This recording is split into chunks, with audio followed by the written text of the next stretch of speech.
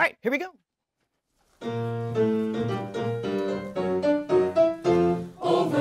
In the world of choral music, each part sings in service to the soaring beauty of unison.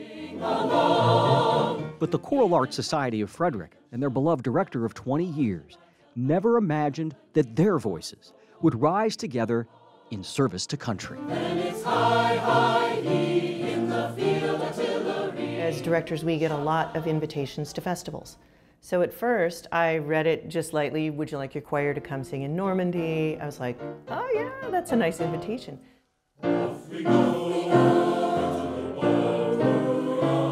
In a moment of sweet kismet, this choir, in its 79th year of existence, was chosen as the lone choral group to represent the United States in June on the 79th anniversary of D-Day in Normandy, France. I literally get goosebumps just thinking, wow, this is what we've undertaken and accepted to do. As a matter of fact, everybody take a nice deep breath in through your nose. Breathe in.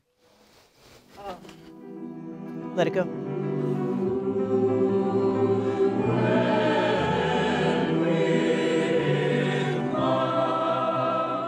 I heard about this remarkable opportunity from tenor Joseph Peterson. His grandfather, Eugene Jones, flew C-47 transport planes over the Pacific during World War II. Joseph, in turn, asked fellow singers to bring pictures of loved ones who also fought in the 1940s. Close to a third of the choir showed up with photos, including their director. My parents were both in the military service. They were both in the Army. My dad was a pilot for B-17s. Jeff Fishman's father, Sidney, served with distinction in the European theater. I'm really proud that I can do this in his memory. He did his part, Came back in one piece. Nothing prepares you for Andy Harley's heartbreaking connection to D-Day. Harley says in April of 1944, someone snapped the last picture of his great-uncle Calvin Cannon, taken on his 27th birthday. And that was less than 2 months before he was storming those beaches. And you look at that picture, he just looked like a good human being, good soul, someone I would have, an uncle I would have loved to meet. On June 6th, Cannon stepped on a mine only moments after landing on Omaha Beach, becoming the first person from Frederick County, Maryland, to die in France on that harrowing day. Harley says as emotional as it will be, yeah, that's going to be tough. He cannot wait to be the first in his family to return to the very place where young men of honor sacrificed everything to turn back tyranny.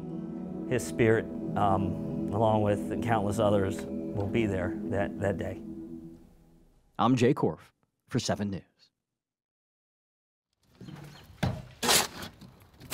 The back-breaking work unfolding outside a house in Alexandria. Days of digging and hauling are for a homeowner who knows full well the grind it takes to persevere. You just keep going. Like, it's not going to be the same, but it's just as good. So you just keep pushing, keep trying. Next day will be better. A few years ago, Chris Walker had time to fill after retiring from the Army's bomb squad. He chose woodworking, transforming his garage into a workshop. So that should turn the main power on. Yeah, these are basically prosthetic arms that I kind of had built and designed so I could do different activities. Walker has built countless objects, including this massive table and a stunning wagon with inlay maple for his 3-year-old daughter, Penny. Yeah, it's definitely been years in the making, but slowly I can do more and more, and I can do it faster. Despite Walker's determination, there's one thing he could not do. He's never been in his backyard. He's only been up here that you see around the patio here. Last month, Chris mentioned to his pal Ed Moore, who owns Moore and Wright Tree Service, He's never asked for anything. that it sure would be nice to one day play in his backyard with his daughter. I've lived here for years, and I've never seen what the other side of that little retainer wall looks like. The steep grade lined with gravel, too dangerous for Walker to descend in his wheelchair. So Moore called up a few friends in the landscaping business. In only days, they completely renovated the backyard for free. Ann Chenevy with Kingstown Lawn and Landscaping got involved to honor Walker's service to the nation. It's amazing what sacrifices people make. Brothers Paving and Concrete smoothed out Walker's path downhill. Rainwater Topsoil donated time and resources. This is beautiful, and I'm glad to be part of this. And Moore's Business and Ridge Limited Company contributed items like dirt, sod, and mulch. These guys fought for our freedom. And, you know, we didn't have to go through that. So giving back is the easy thing. And then plus we put the pennies in for his daughter. That's right. They embedded 10 pennies into the top of his walkway for Walker's daughter, Penny. Concrete was dry, and we were able to go down for the first time on Sunday. This is the moment father and daughter played together for the first time in a backyard no longer elusive. It's kind of hard to explain like how big of a deal it is, but it means a lot. But it's easy to explain after entering Walker's home office in a lovely house built by the Gary Sinise Foundation, why so many continue to feel compelled to help Chris. When you're initially injured, it's always like your life's over. Staff Sergeant Chris Walker was a certified expert at explosive ordnance disposal. In tours to Iraq and Afghanistan, this team leader went on hundreds of combat missions, dismantling hundreds of IEDs, saving countless lives. Afghanistan, I think I cleared 77 IEDs in 7 months. That includes the one that got me, though. So technically 76. But that final IED Walker encountered in 2012 took both his arms and a leg, blew out his eardrums, and nearly blinded him.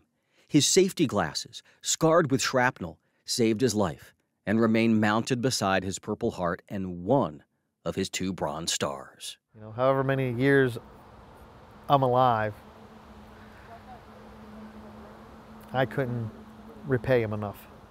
oh, it looks great. I mean, it's a completely different view, but it looks great. I mean, I have access to the yard now. I have access. Chris Walker will readily admit it took more than he knew he had to get from those mountains in Afghanistan to this moment. But with the help of a few friends, the grind to persevere feels far more manageable when surrounded by support and a fresh perspective. It's like a whole new world's opened up. It's actually, it is a whole new world. I'm Jay Korf for 7 News.